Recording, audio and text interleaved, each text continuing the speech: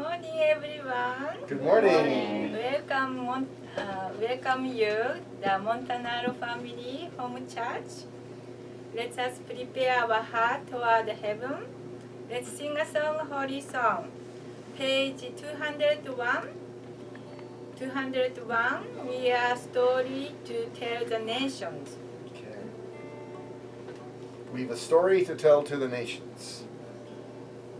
We've a story to tell to the nations that shall turn their hearts to the right. A story of truth and mercy, a story of peace and light, a story of peace and light. For the darkness shall turn to the dawning, and the dawning to noonday bright. And Christ's great kingdom shall come to earth, a kingdom of love and light. We have a song to be sung to the nations that shall turn their hearts to the Lord. A song that shall conquer evil and shatter the spear and sword, and shatter the spear and sword. For the darkness shall turn to the dawning, and the dawning to noonday bright. And Christ's great kingdom shall come to earth, the kingdom of love and light. We've a message to give to the nations, that the Lord who reigneth above hath sent us his Son to save us and show us that God is love, and show us that God is love. For the darkness shall turn to the dawning, and the dawning to noonday bright.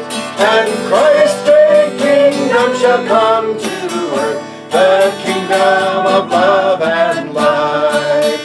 We've a Savior to show to the nations, who the path of sorrow hath trod, that all of the world's great evils might come to the truth of God, might come to the truth of God. For the darkness shall turn to the dawning, and the dawning to noonday bright. And Christ's great kingdom shall come to earth, the kingdom of love and light. And Christ's great kingdom shall come to earth, the kingdom of love and light. Thank you. Nice. The next song is 209. When the saints go marching in. 209. When the saints go marching in.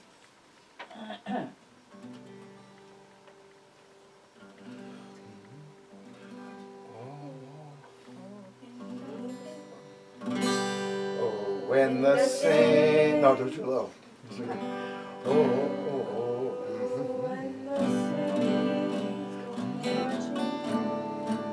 Here it is.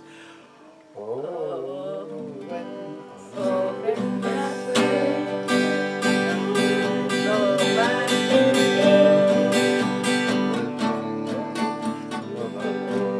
Okay, we're going to do the octave higher, I guess. Yeah. Oh, when the saints go marching in, oh, when the saints come marching in, oh, Lord, I want to be in that number. When the saints go marching in, oh, when the sun begins to shine, oh, when the sun begins to shine, oh, Lord, I want to be in that number. When the sun begins to shine, oh, when the truth has been revealed, oh, when the truth has been revealed, oh, Lord, I want to be in that number.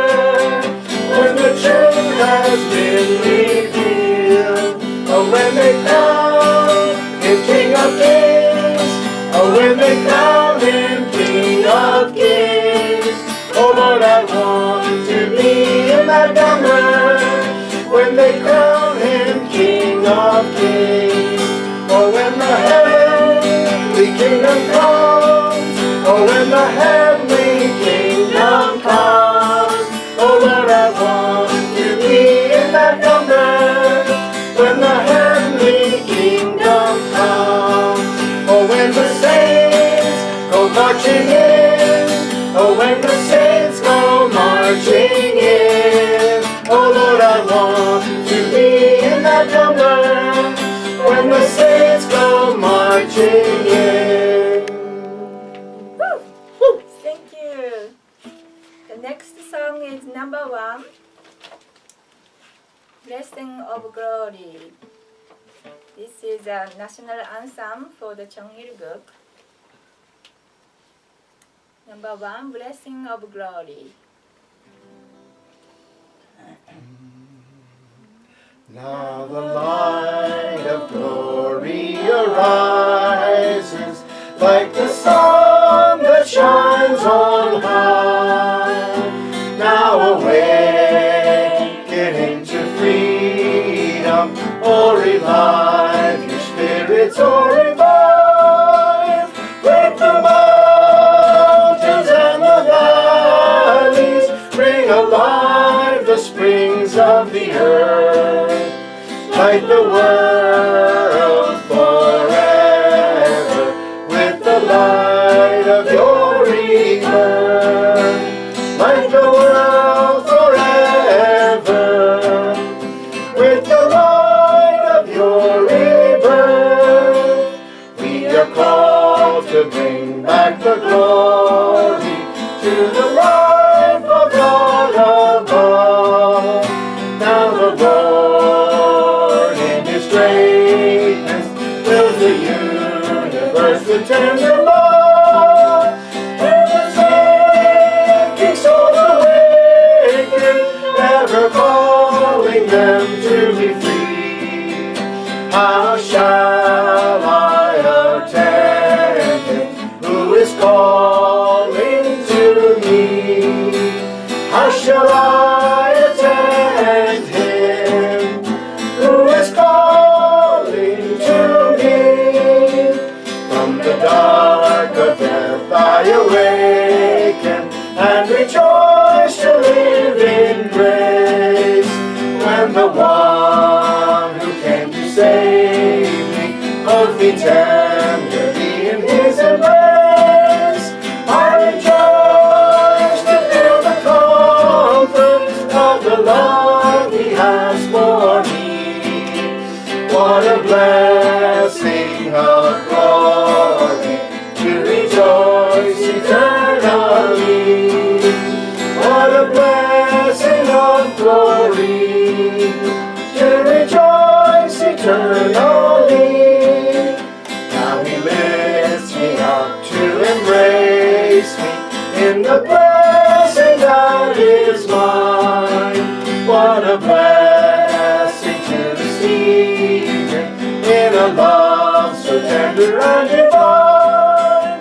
How can I return the blessing, though in all my life I will try? I can never stop feeling how unworthy am I. I can never stop feeling how unworthy am I.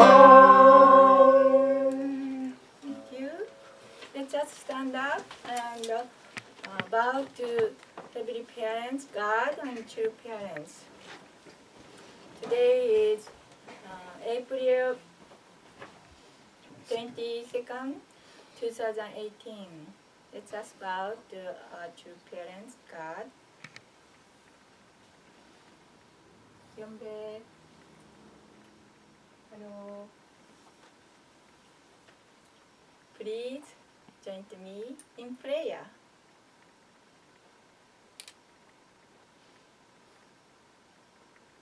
살게 하시는 하나님 아버지 참 부모님 안녕하십니까. most precious, our true parents, God. Good morning. Receiving new week with beautiful morning, sun is rising and flowers blooming, and a new breeze coming into our heart. Through the nature, we can see the harmony and the beauty and the love you put it in. The world is the museum of love through the nature, but we repent for the human being, yet we couldn't find the peace inside of our heart and the reflecting to the world. Still people is fighting and war and disease and all kind of misfortune in this world. So miserable, dying hunger. We really sorry, Heavenly Parents, God. We are not worthy enough to come in front of you. We really be humble to front of you because you create with goodness and love. But our relationship was destroyed. We angry at you, resent you, and far away from you. We become like an orphan. We didn't know the parents who he was. We really sorry that now we start realizing and we can feel your heart and love. Even though our true parent, Reverend Samyun Moon, is always showing us the sincere heart and love toward you and toward all humanity. Lived us the investing love in from whole heart to teaching truth and teaching how to love each other. Yet we are not understanding, not practicing. Still world is hate and anger and war. We really sorry, we are repentful toward you. In the Bible, they say that repent, kingdom of heaven is near. If you humble, if we can be humble in front of you, you can have a mercy and forgiveness upon us, and you want to bless us. It's not knowledge, it's not the fame or richness, just simply of the love. We are so grateful. Comparing you, we don't have nothing. You have everything that the order created, the beauty and the harmony. We destroyed the relationship with you and each other. We repentful. We want to come back to you, true parents, giving us chance to repent and come back to you, happy parents, through the teaching and through the blessing. The marriage, holy marriage of the blessing is the forgiveness to come back to you, because our ancestor Adam and Eve, first ancestor Adam and Eve, that didn't keep in their commandment and lost. Now the time we can come back through that the dedicational heart and sincere heart to love each other, pledge to each other, to make you happy, make everybody happy, and the family also to restore the happy family. Heavenly Parents, we are grateful. Through the blessing, we have a key and chance to restore, and it can become original beautiful relationship in the family and the friend and the nation, the world. We come back to the beginning point. and new day and new beginning of a week, we can reminding what is most important, what is happiness and joy, and we can create the new beginning of loving relationship with you and each other. Please guide today can become beginning point to frontier again to make each relationship can loving relationship. Please guide our pastor can show us or the vision you receive from you, every parent. Please guide this time to reflect and think deeply, and we can get the key of the point this week, what we need to accomplish in our life. Please bless this time. Thank you very much. We ask you blessing in this time. I report in the name of Raman and Tamiko Montanaro, Central Blessed Central Family. Aju. Amen. Thank you very much. Please sit and welcome our Pastor Montanaro. Turn off the heat and to unplug the fridge. Good morning, everybody. Good morning. So today, as my wife said in her prayer, I want to talk about happiness and joy. Specifically, I want to talk about why the Messiah is coming, why the Messiah comes. Most people think that the Messiah comes to save us, and they're looking for salvation. We tend to think of ourselves as drowning. We feel like we're drowning. And so we want the Messiah to come to dive in the water and save us from sin, from our sin and from our evil. When you're drowning, you're desperate, right? I've never drowned. I've never been in a situation where I was drowning, where I was close to death because of water. But I think I've probably been in situations where, I felt that fear of death, like death was close. And I feel like when you're in that situation, time stops. You become desperate. You become totally aware, only aware of that moment of surviving. So I think fallen man, we feel that way, that we're kind of desperate. And when we think of, if you turn to religion, we turn to religion like a desperate man turning to salvation. We want to be saved. Like, we want Jesus to save us. Save us, Jesus. Save us, Lord. But that's fallen man's point of view. From God's point of view, is that how God thinks? God is not desperate the same way we are. God is maybe hurting because as a parent seeing his children suffering, he's desperate to save them. But God has a bigger picture. God remembers what the original ideal was. God remembers what the original plan was. God remembers the original happiness he felt when he was creating us. And he wants to return to that. He knows, in other words, where we're going.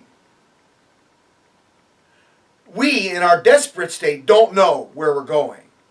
We don't know where we're going to end up. We don't know what it means to be saved, what it means to live in a state of salvation. When you're drowning, you cannot think about all the things you're going to do when you live on land again.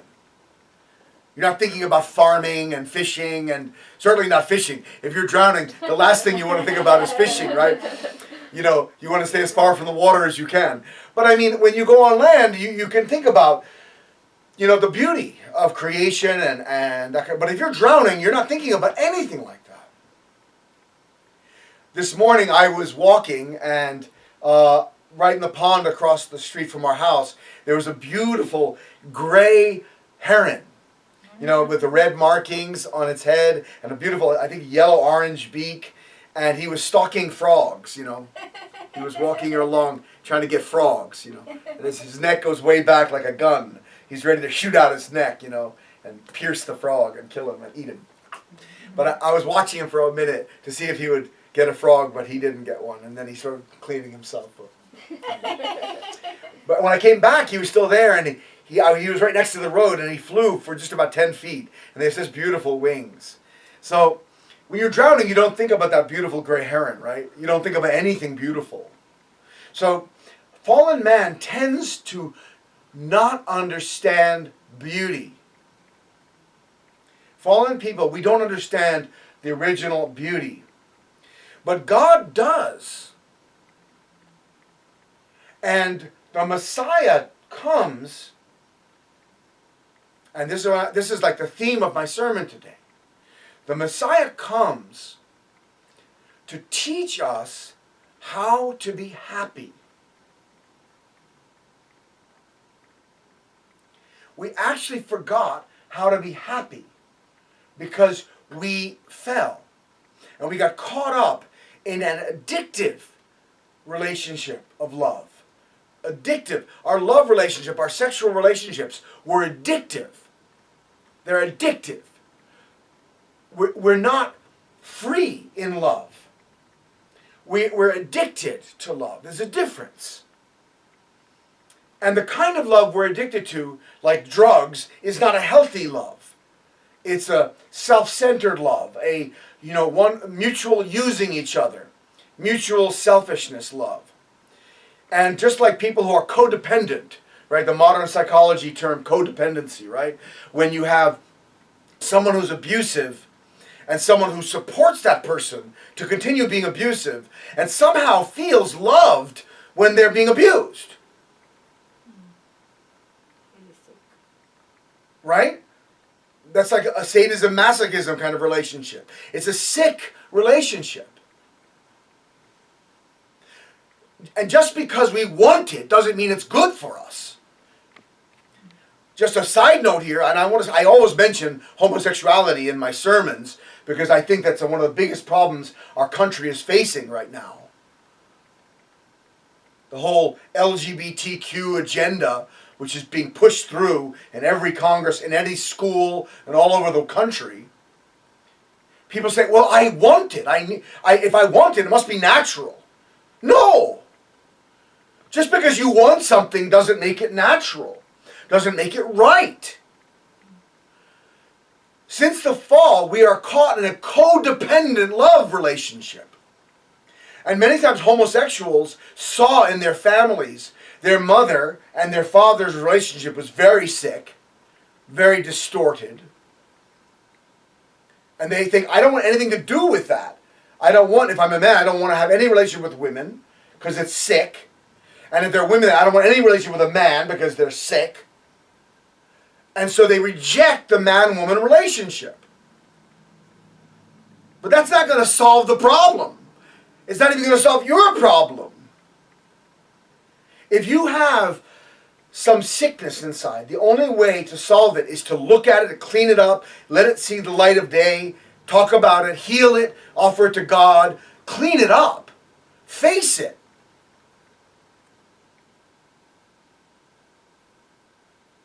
And the last thing we should be doing is telling people who are involved in homosexuality that they're normal, that that's a normal behavior.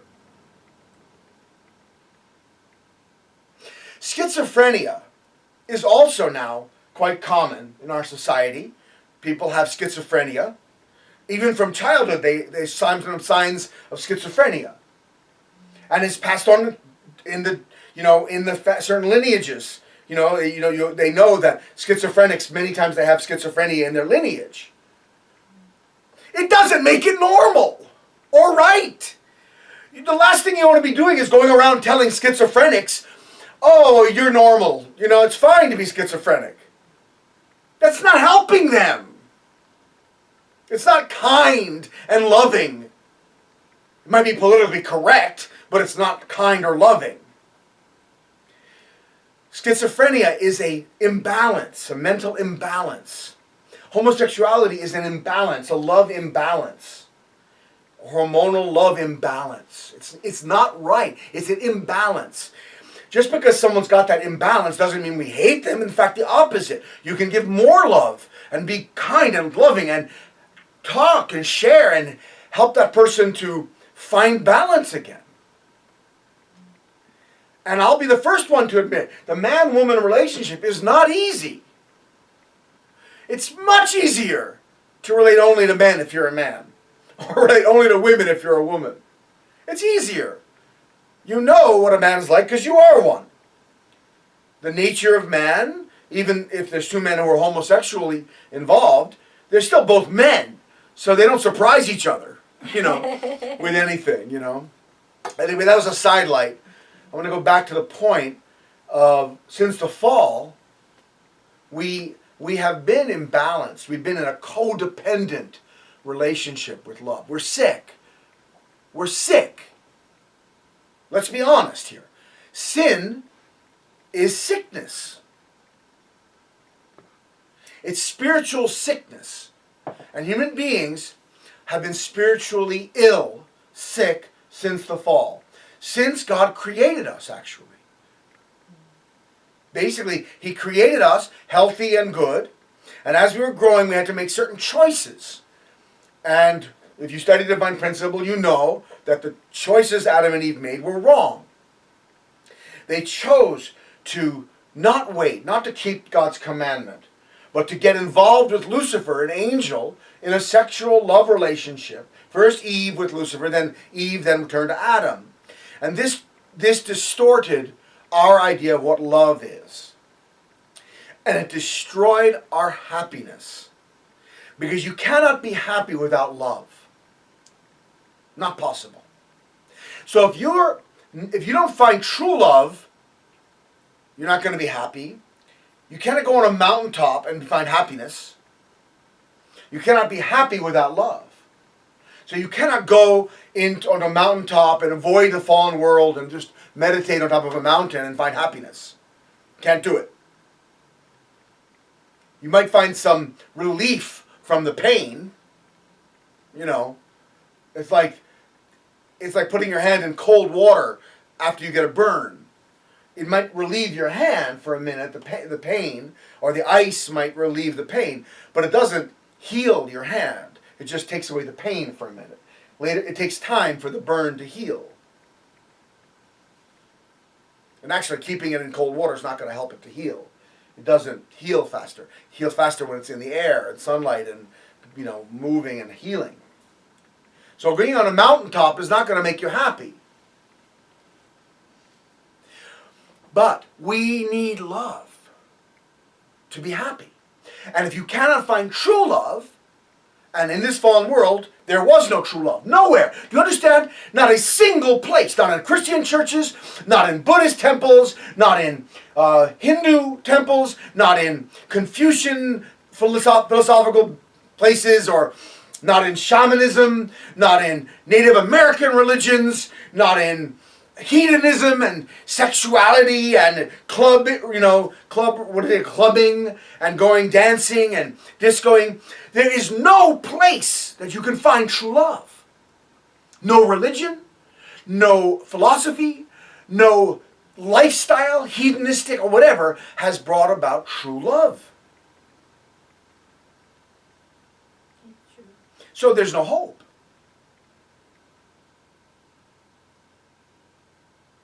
There's no hope. You need love to be happy, and there's no true love.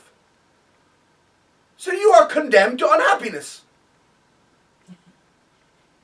That's sort of the existential point of view, isn't it? The existentialists believe basically life is miserable, and you have to accept it, and just make sense out of the moment. Just try to find happiness in the moment, or it's kind of a relative happiness. That's what existentialism kind of taught. Camus and Sartre and these others. I think there are sparks of true love, but to maintain it. Yeah, the sparks of true love. Yeah, because that's right. And every person, we still have that original mind that God gave us. So we're still seeking and believing in true love. But that's even more destructive because you get two people who believe in true love and they fall in love with each other. They get together and then they get betrayed. One or the other betrays the other one because we cannot maintain it. The spark. We cannot maintain it because of our nature, which is codependent and sick. We tend to create relationships that are damaged.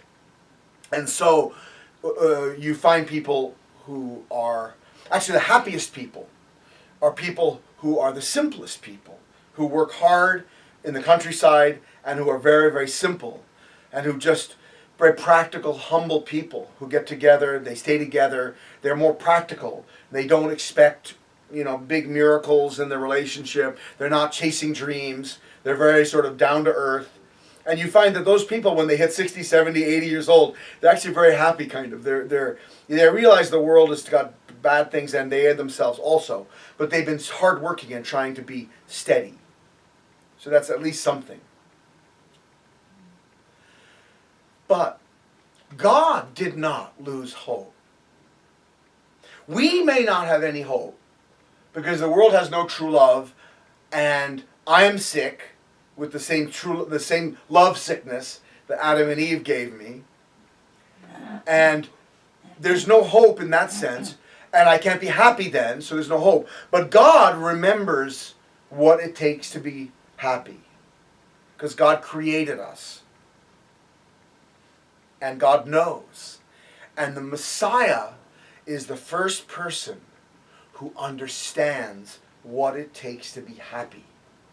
The Messiah is the first person to recover his original nature and his original relationship with God. Jesus was the Messiah. Reverend Moon was the Messiah. These are two men, only two men actually in history, up till now, that have lived their lives to the point where God was delighted to spend time with them. Let's read something from the introduction to Reverend Moon's teaching, The Divine Principle. Okay, the introduction. It's very interesting. This is the beginning. By the introduction is wonderful. The introduction to The Divine Principle, it's like 16 pages long. It's wonderful. If you have not yet read The Divine Principle, please at least read the introduction today. It's very short. It will only take you half an hour to read it. But it's brilliant. And it covers basically everything that's going to be taught in the whole book. It's like a summary of the whole book. So, but it's very interesting how it begins. Let's read. Page 1. This is my daughter Alyssa's book. She put little Easter stickers on. Isn't that cute? Thought I'd embarrass her. Okay. Everyone, without exception, is struggling to attain lifelong happiness. First words that Father puts in the Divine Principle are that we all are seeking happiness.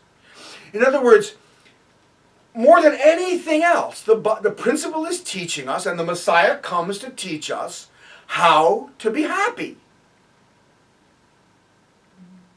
You'd think that was easy, right? You would think that that should be something that we should be able to do. And we can find happiness temporarily, like in this activity or that thing. But happiness is a long state. We talk about joy as being the momentary thing. It's a semantics issue of how do you define words. But generally we think of happiness as being long-term, something that doesn't change. Joy is an emotional state that you experience briefly. So in Italian, felicità and gioia, right? Is a little different. Maybe what's the difference? It's hard to say, Allegria, So anyway, everyone without exception is struggling to attain lifelong happiness and overcome misfortune. Everything from the commonplace affairs of individuals to the great events that shape the course of history is, at root, an expression of the human aspiration for ever greater happiness. How then does happiness arise? Right? So that's the first paragraph of the divine principle. And what that means is that Father's focus, the Messiah's focus, is to teach you how to be happy. Everything else is details. There's a lot of details because we're complicated. After the fall, we became very complicated. And philosophies and religions have not made it easier because our very complicated minds, our very intelligent minds, have worked very hard to make systems of thought that are even more complicated. And men are spending many, many years developing these systems of thought to become even more complicated. And there are libraries full of these systems of thought. And to really master this system of thought, you must spend many years in the library, young one. What was that from? What's that from? That accent? Oh, you're very good, young one. Yoda. What? Not Yoda, it's a different one. Anyway, this kind of idea that there is so much detail because we're so complicated after the fall. So Father, in fixing the problems that we have, has to go and untie all of these complex knots that we have in our thinking. But at root, happiness is actually very easy, or simple, I should say, to attain. But untying the knots that we have made, especially with philosophy and religion, makes the job much more difficult. And intellectuals are actually the hardest people to teach. Anyone out there intellectual, warning you, if you think too much, you develop all these systems, but if at root you're not happy, and if at root you're not connected to God, you've got to tear down all this structure before you can listen to God's voice. And I'm speaking from one intellectual to another here. So I feel sorry for you, and I have absolute sympathy for you, and I will be patient. But I have to be honest, it's harder for you than anybody else. The more intellectual you are, the smarter you think you are, the more difficult it is.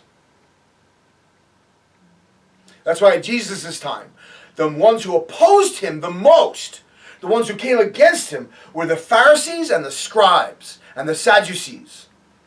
The leaders, the Jewish leaders, the rabbis, the ones who were the most educated, had the hardest time accepting Jesus. The simplest people, the fishermen, the tax collectors, the prostitutes and sinners, the farmers, these people came right away because they lived close to nature. They were simple, humble people. And they saw right away, this guy's a good guy, he's a true man. So I don't need lots of books to tell me when I see a good person. He's a good person. But these guys that are spending all their time making books after book after book. My goodness, I went to seminary.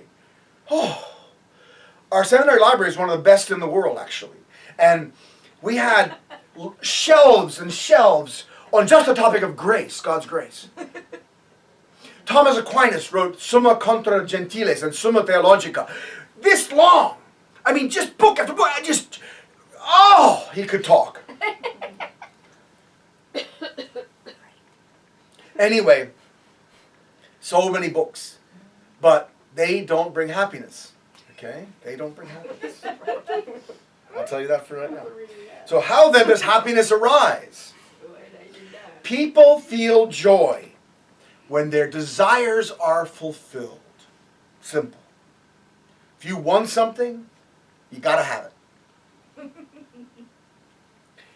The word desire, however, and this is where we talk about the sickness, the idea of that we're kind of sick, that what we want is not always what we should have. What we want can make us unhappy if what we want is out of compulsion or obsession or some mental illness. Right? The word desire, however, is often not understood in its original sense, because in the present circumstances, our desires tend to pursue evil rather than good. It's the second paragraph of the divine principle. Desires which result in injustice do not emanate from a person's original mind. The original mind is well aware that such desires lead to misfortune. Therefore, it repels evil desires and strives to follow the good. Even at the cost of their lives, people seek for the joy that can enrapture the original mind. So Father's introducing an idea of the original mind, meaning that this original nature, this original mind that God put in us, that knows good and evil, that knows what's right and wrong, and that it cannot be happy doing evil. This is the human condition. We grope along exhausting paths to cast off the shadow of death and search for the light of life. Wow, that's just the first two paragraphs. If that doesn't make you want to read this, I don't know what will. Go to work. I'm going to put the link in the website, okay? Okay. So, this is Father's teaching. He's talking about happiness. The Messiah comes to teach us how to be happy. So he's got to first of all show us what we're doing that is sick. He's got to stop the compulsive, addictive behavior that we have. We tend to say things, do things, feel things that are based on sickness. Long before I joined the Unification Church, after I dropped out of Cornell, I went searching for myself. This was the 70s, right? Everyone was searching for themselves. And some of us found ourselves. But in 1977, I went to Cornell. In 1978, I dropped out and I went searching for myself. I lived in Middletown, Connecticut for about 2 years, a little less. And I joined a movement called Reevaluation Counseling, based on the teachings of a psychological pioneer named Harvey Jackins. Apparently he was a friend of L. Ron Hubbard, who started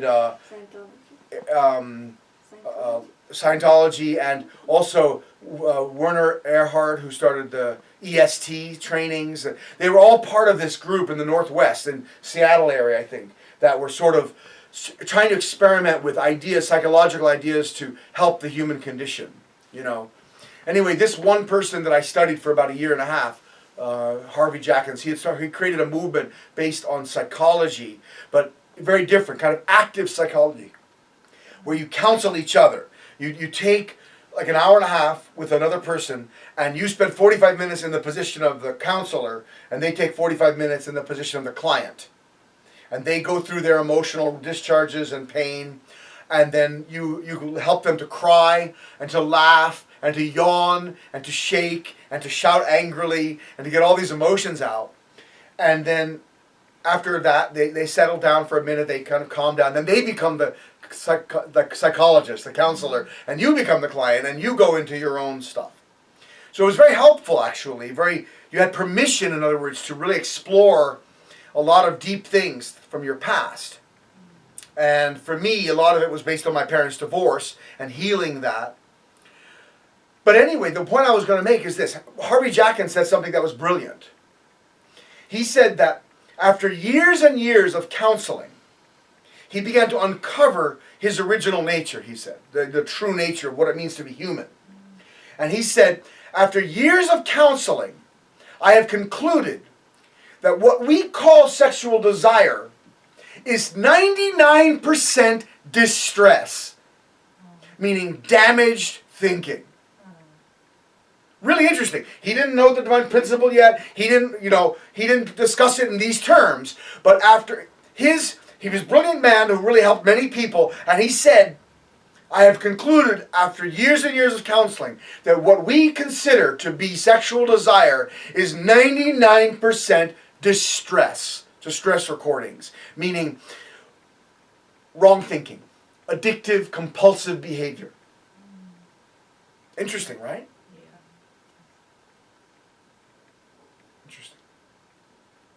So when the Messiah comes, the first thing he has to do is get you to stop acting compulsively.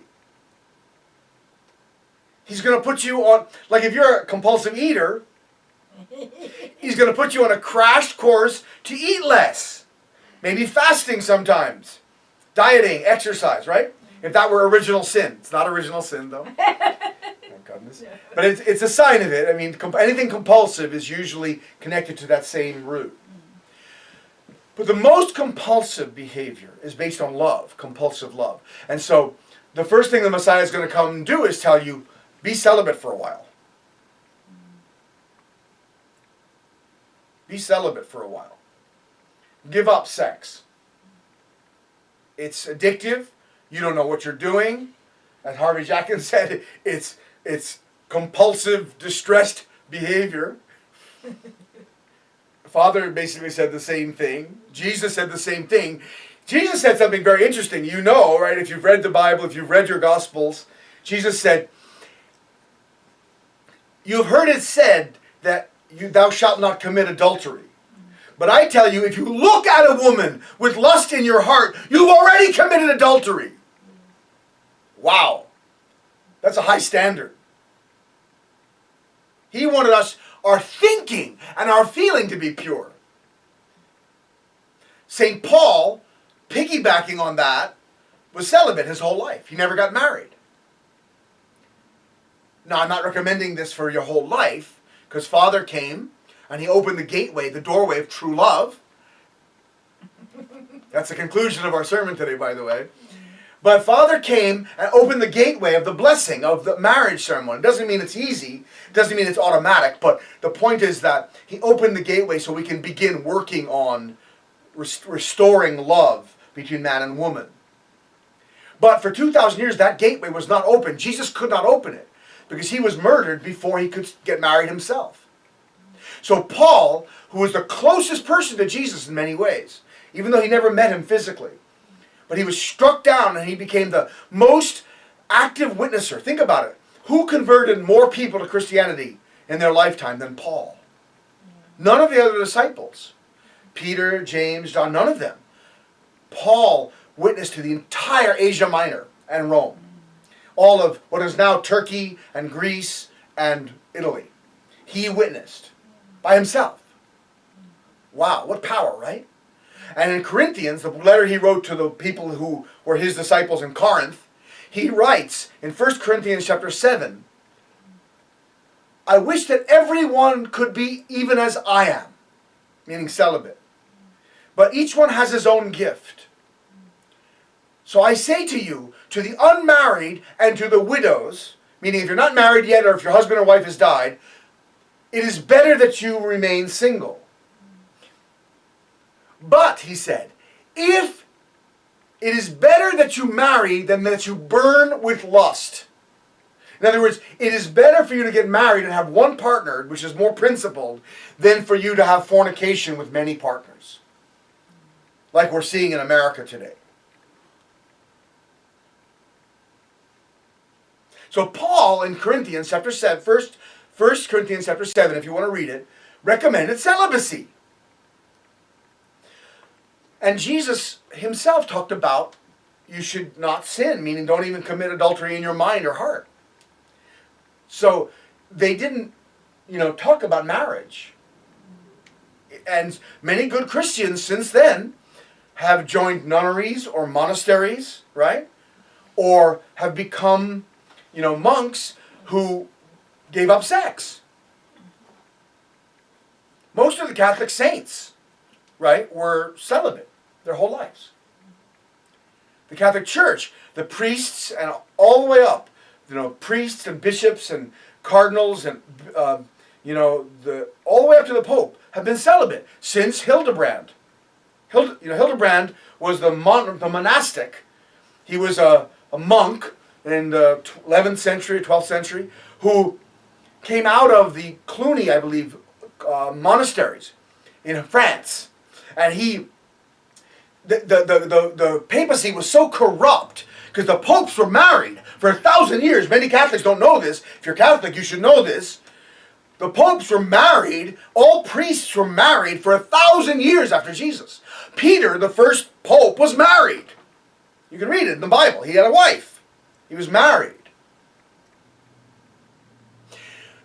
But what happened was, as typical with fallen human beings, the papacy got more and more powerful.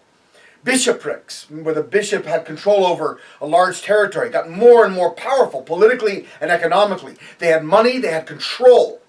And when you have money and control, selfish, greedy people get attracted to that. And what happened was the papacy and all the cardinals and archbishops and bishops and priesthoods, all married, wanted to pass on their position to their children, to their sons. So what happened is in extreme nepotism. The Italians really invented nepotism, right? It is. The word nipote, which nepotism comes from, in Italian means grandson or nephew. So nepotism comes from the Italian word nipote. It means passing on your position to your nephew or your grandson, someone else in the family, you know? It's like, you know, you start passing on. You see it all the time. But this is what was going on in the church. And so you had these people who were completely secular, completely worldly minded, having sex and gambling and nothing spiritual, becoming priests and bishops and archbishops and popes. And the church became corrupt. So then the monastic movement began. God used the monastic movement to reform the church in the 1100s, you know, 1200s, 1300s. And one of these monastics, Hildebrand, was, I think, named the first pope who was a celibate man.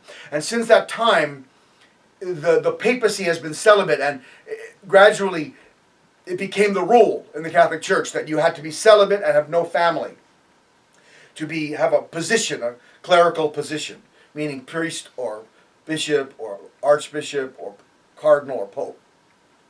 Of course, do you think they really did it? How many popes had kids? Even after this is what I'm talking. Many. There are many scandals in the Catholic Church. Priests and everything, you know, scandals. The Scarlet Letter by Nathaniel Hawthorne is about something like this. Well, not Catholic, actually, Congregational Church, but he was a upstanding member of the, you know, the priesthood of the community, Arthur Dimmesdale. And he fell in love with Hester Prynne, and they had a child, but then she protected his name. So she's branded with the Scarlet Letter. Spoiler alert, spoiler alert. And at the end, sorry, if you haven't read it yet, you can turn off the video and go to the next minute. But Scarlet Letter is great, by the way. But at the end, he tears open his shirt, and he has a scar on his chest with the letter A in red. And he stands finally at the end of his life dying. When he dies very young because of this pain he's carrying around in his heart. And he holds her hand on the pillory of the town where people were hung on there, you know, the hanging place. And she stands up and she calls to Hester and her 7-year-old daughter, "Come stand with me." And he shows him he's her husband. So it's very moving, actually. If you read it, it's very moving, you know. Who does the A stand for? Adultery. Adulterer. So, you know, all of this literature, all this shows how weak human beings are. Priests and bishops. That's why, honestly, the ideal is not celibacy. It's a temporary state that God used to purify. And the Messiah will come, and the Messiah will tell you, it's maybe a good idea for you to be celibate for a couple of years. Actually, he kind of shortened it. So later on, in the beginning of our movement, he made it like 3.5 years was minimum, right? Most people were celibate for 7 years. I was celibate for, I think, 12 years before I could start my family, you know. But 12 years, boy, let me tell you, that's not easy. So Father now made it just 40 days. Toward the end, it was just like, if you get blessed, please be celibate for 40 days. But many, many people in our church know that they need more time than that to get their head straight. So if you need a year, and you can make that, you know, contract with your spouse where you both understand that that's something you need to do, and you both agree to that, then that can be very healthy, you know. But it's not healthy to do that without permission from each other, because then that creates tension that shouldn't be there. It should be based on communication. So the first thing the Messiah comes to do is to tell you, stop sinning. Stop doing what is unhealthy. Stop acting compulsively. Stop the addictive behavior. That's not easy. Father told us that it took at minimum 3.5 years for you to really change the way you think. To really alter your lifestyle. Kind of goes from the outside in. You act right first, but your heart is still going through all these struggles. And then bit by bit it sort of gets more internal until you don't want it anymore.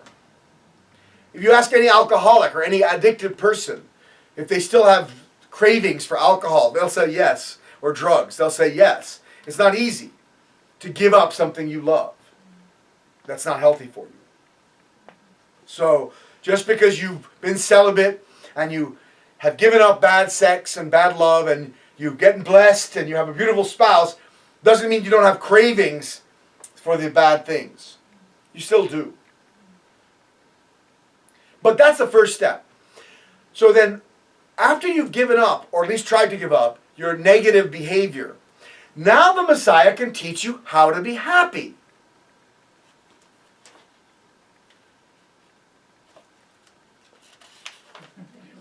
The purpose of creation. This is in the first chapter called Creation. Section 3, the purpose of creation. Why did God create?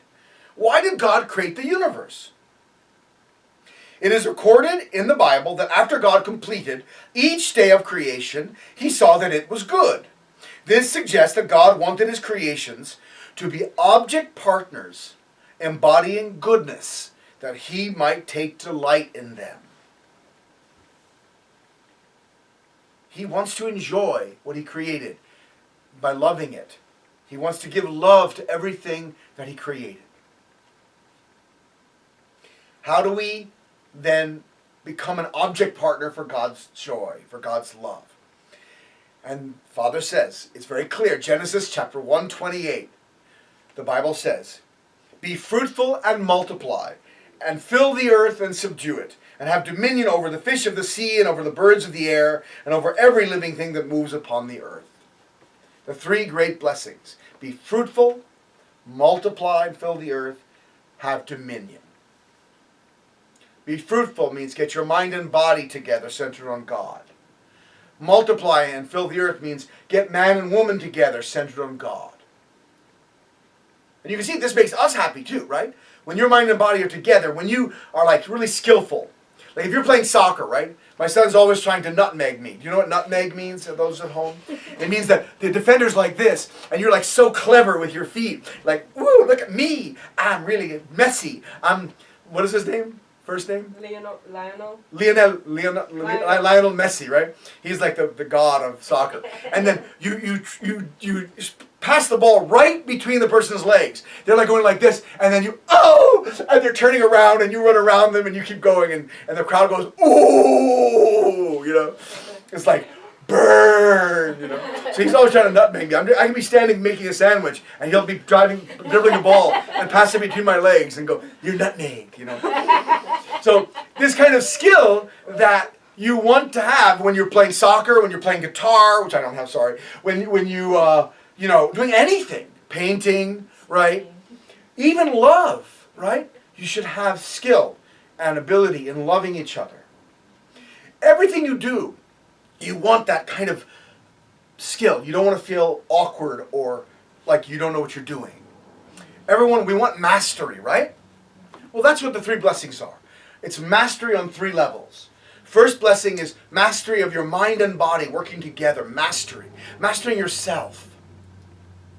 Being a master of yourself. That's a joyful feeling. I remember one time we were at Lake Tahoe and in Carp, and I hadn't skied since I was like 12, and we went skiing. And I'm glad I didn't die, but I was flying down the mountain. I lost control. Basically, good skiers can slow themselves down, like shh, they can vadal, shh, shh, shh, or they can parallel, shh, shh, shh, But when you go too fast, what happens is you're like holding on for dear life. You're like, ah! And you're shh. And I was doing that because I like speed, and I let myself go too fast, and I'm flying, and it's a trail. It's not like a wide, slope. Of course, it's a trail, which means it's going through the trees, and I'm like, ah! And there's another trail crossing over it with skiers on it. So if I hit one of them, I'm dead, they're dead, I'm going like probably 50 miles an hour. And I hit the trail, and because the trail, mine was going like this, but then their trail was flat. So it actually made me jump, I took off. And I'm like in the air for like 6 or 7 hours at least, No, I don't know. It felt like forever. I'm in the air, and I'm going right toward the trees.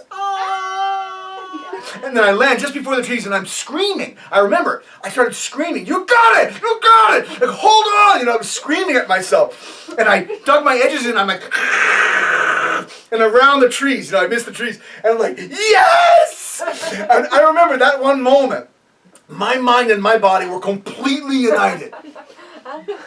You are not thinking of anything else. You are right there with your body. Which is why people like thrill seekers, right? They like these people that look like do bungee jumping and stuff like that. Or the worst one, I can't believe they do this.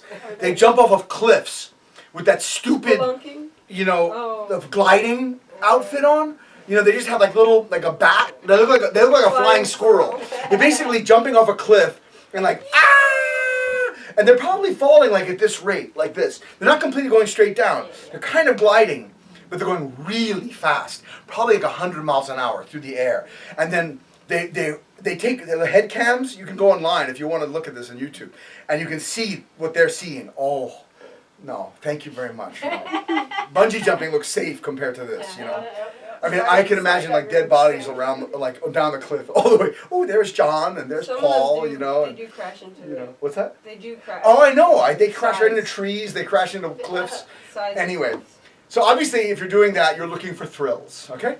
Why do we look for thrills? Because it makes our mind and body come together. Father said, when your mind and body unite, God will be there. Okay? So you're close to God. The closest to God when your mind and body are united. Because at that one moment, there's nothing else except your mind, your body clearly united. And that's why God can come then. You're in a principled kind of position. That's the first blessing, actually. Mind, body unity, self-mastery. It isn't just for sports, it's for love and, all our behavior. Then the second blessing is man and woman.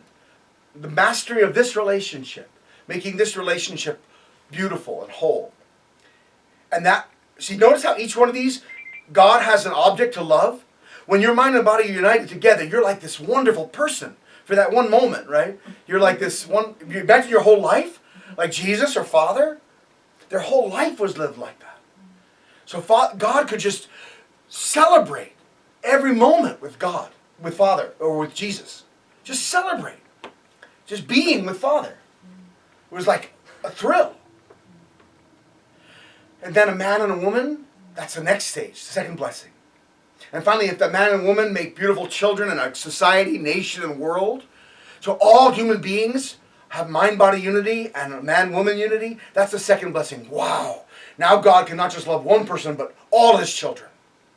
And then when those children are engaged in loving the creation that God created for us, the planets and the stars, the oceans and the mountains, the seas, everything, just animals and plants and minerals, rocks, gems, looking at the beauty of everything, painting and creating things, then we become lords of creation. That's the third blessing, dominion. And then God can really actually dominate the universe through us. God wants to live inside of us and love the universe through us. That's the third blessing, actually. God himself then comes to dwell on earth, like the Bible says in Revelation. And God will dwell with men, and he will wipe the tears from their eyes. Right? And there will be no more suffering and pain, and sorrow will be no more. In Revelation, right? The book of Revelation. God will dwell with us. That means the third blessing. That's the kingdom of heaven on earth. When God dwells inside of each couple, in each family, and then God is loving the creation through us and with us. That's an amazing world. That's the world God wants. That's the world that returns joy to God the most beautifully. And that's the world where we feel the most joy and fulfillment and happiness. So, how do we return joy to God? by fulfilling the 3 blessings. The Messiah comes to teach us how to do this. The Messiah's mission is a teacher. He's a parent, a teacher, and a Lord. A parent, a teacher, and an owner. As the first Son of God, Jesus was the only begotten Son of God, because no one before him had been that close to God. Then he wanted to do this, but he was stopped by the crucifixion. He was stopped by the disbelief of the Jewish people, the chosen people, for which they suffered for the last 2,000 years, for which Christianity suffered for 400 years of torture in Rome, and then 2,000 years of struggle, inner struggle. And the world has suffered because of the crucifixion. And God has suffered because of the crucifixion. And Jesus suffered because of the crucifixion. The crucifixion was not the original plan of God. We have to get rid of this archaic Christian notion that God wanted the crucifixion, otherwise he couldn't remove sin. Jesus was very clear when he said, so that you know the Son of Man has authority on earth to forgive sin. Rise, take up your bed and walk. He didn't need to die to forgive sin. He was the Son of God. He could forgive sin while he was alive. He didn't need to die. It was our disbelief in him that led to the crucifixion. And now the Messiah has returned and lived his life. Father, Reverend Moon, lived his life to teach us how to be true people who can return joy to God. And at 92 years old, he passed into the spiritual world. The mission is not done yet. Does everyone know how to live with God? How to return joy to God? Do I? Father gave us the mission. This is going to be your lifelong mission. To be a tribal Messiah. Not the worldwide cosmic level Messiah that I had to do, or that Jesus had to do, but a tribal Messiah. Just take care of 430 people. Take care of a tribe. That's doable. There are pastors, the Christian pastors, that take care of 20,000 people, right? In Texas and places. So we can take care of 400 people. It's not easy. But by taking care of people the way Father did. See, Christian pastors have an easier job than I do. Because they just have to tell you, do you accept Jesus Christ as your Lord and Savior? Do you realize that you have sin? Do you realize that the gulf between you and God is insurmountable by human effort? Do you realize that Jesus Christ died on the cross for your sins? Do you accept him as your Lord and Savior? Yes, you're a Christian. Now read your Bible. It's easier. And be baptized. And, in the Catholic Church, communion and all the other things you have to do. There's lots of steps. But basically, the content is simple. But because Father came, and Jesus also came, to really remove original sin, to help us to get rid of our addictive behavior, to help us really learn how to be happy, the content of Father's teaching, and Jesus' teaching would have been, is so deep and so vast that to really teach somebody is not as easy as just converting them. To really have to be a parent. So what Father was asking us to do when he said be a tribal Messiah is be a parent. Be a teacher like I was for you, like Jesus was for you. Be a Messiah to people. Save them, love them, teach them. That's not as easy as being a pastor. So 400 people then becomes a little bit more difficult. Also giving the holy marriage blessing. Yeah, the final goal of the Messiah's work was to give us the blessing, which was like permission to start working on restoration. Because the blessing, come up here a second, huh? The blessing is not just love each other and go on a honeymoon. That's not the blessing. Actually, the blessing is given to imperfect people who are still growing, who are still trying to fight their fallen nature and sin. Because you cannot remove your sin without this relationship. You can't do it. Because the fall was created between Adam and Eve and the archangel, without Adam and Eve and the archangel, in other words, Adam is the Messiah, and Eve and the archangel, the men that are in the position of the archangel to begin with, actually. Without this relationship, we cannot fix the problem that we created in the fall. In other words, if you have a piece of metal, steel, and you try to bend it, can you bend a piece of steel? Not a thick piece, right? You can't. Maybe if you're Hulk Hogan or something. But if you have a piece of steel that's like this thick, you're not going to be able to bend it, right? But if you heat it up until it's white hot, you can just bend it. Love heats us up, melts us together. God created love to be the only force that could melt two people together into one. Okay? Love is the only force strong enough to do that. So when we misused love, we got melted together in a twisted form. What's the only way we can untwist then? What's the only force strong enough to untwist that metal? Love. So that's why Father puts us together. Two twisted people come together, be twisted. And we come together and we're trying to make a relationship. And slowly we kind of melt and heat up and become beautiful again. You see how it works? Very simple. Not easy, but very simple. Father puts you together to work on your stuff. To heat up the love until you're hot enough to undo the damage that was done at the fall. Very simple, right? That's what the Messiah comes to teach. And that's the blessing ceremony. Thank you for being such a good partner. Thank you. Okay. So that's what the Messiah comes to do. And the three great blessings are fulfilled when the whole creation, including human beings, completes the four-position foundation with God at the center. This is the kingdom of heaven, where ultimate goodness is realized and where God feels the greatest joy. This is, in fact, the very purpose for which God created the universe.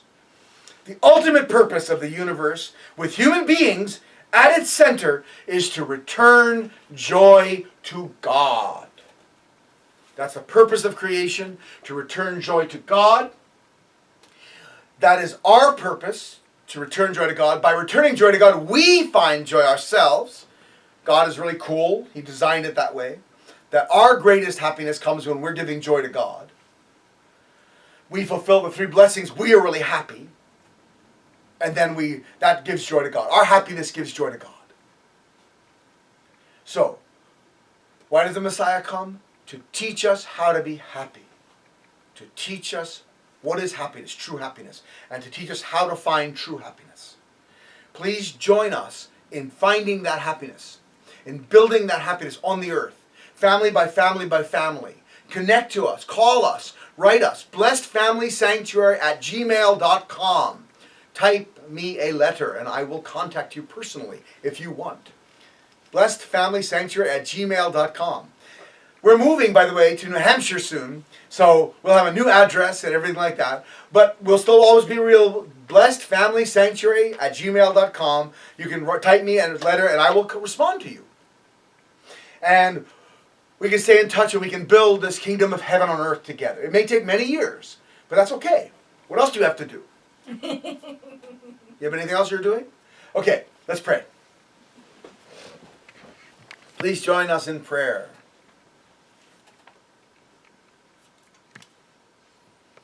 Dear Heavenly Father, thank you so much for preparing your word and your truth to give to the world through us.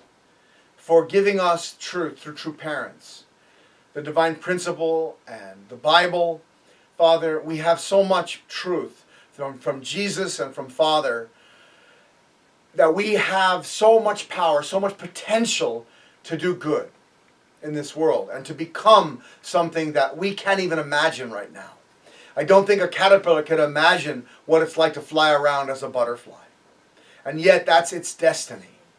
Our destiny is to graduate from this self-centered and fallen world, to leave this world, to change it, actually to change ourselves, to become true people, Father, to become true men and women who really return joy to you, Father, who are truly happy at our core, and who can return joy to you, Father. I pray that this world can soon be filled with the happiness and joy that you envisioned at the creation. Thank you so much. We offer this report and this whole month, the Sunday sermon, this time together, this gathering, this friendship with you, Father. We offer this, our childhood to you, our oneness with you, Father. We offer it to you, and we pray you can accept our offering. We offer everything in the name of Raman and Tamiko Montanaro, a blessed central family. 축복 중심 가정 라만과 타미코 몬타나로 이름으로 보고드립니다. 아주. 아멘.